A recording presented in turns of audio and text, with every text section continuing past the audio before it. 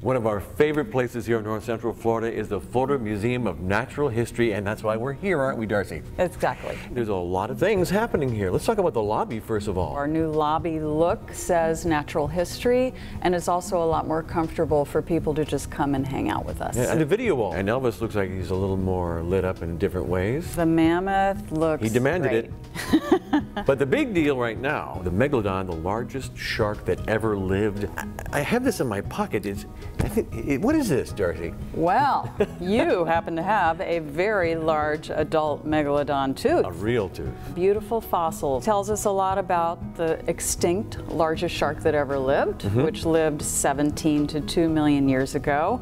But also studying Megalodon tells us a lot about sharks today. How long was a Megalodon? We think it was about 60 feet long, and we know that from studying things like the width and length of shark tooth and comparing that to great white sharks today. And I love that mock-up you have here. It just kind of gives you an idea of how big this shark really was. And Florida used to be underwater, so literally Megalodon used to be swimming above us, right? That's right, and so that's why we find a lot of shark's teeth in Florida, especially after rains. You can go through the creeks and collect shark's teeth. Sharks don't have bones, do they?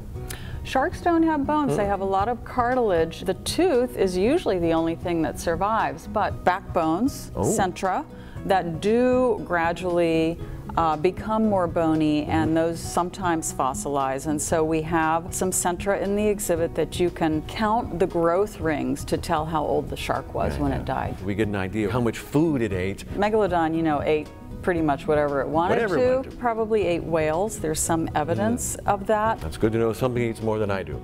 Yeah. And I like behind us, now don't look, it's scary, the different jaws you have behind us. They're all Megalodon, a 30-foot shark to a 60-foot shark. So you can get an idea of the size from just the jaw alone. You have the sharkabet even. The entire alphabet made up with paintings by Ray Troll of different kinds of sharks through time. Florida Museum of Natural History is involved with some great research going on. The Panama Canal is being widened, and our paleontologists have been down there researching the fossils, including a bunch of small Megalodon teeth that turn out to be from baby Megalodons. Goodness. And are evidence that sharks, even back when Megalodon lived, were using shallow marine environments for nurseries for their young. So many other exciting exhibits. Our butterfly rainforest. Fabulous. The underwater larger-than-life fish, the cave, the fossil hall. Bring yourself, the family, anyone you know, the Florida Museum of Natural History. What are your hours? Monday through Saturday, 10 to 5, Sunday, 1 to 5, and you can visit us on Facebook.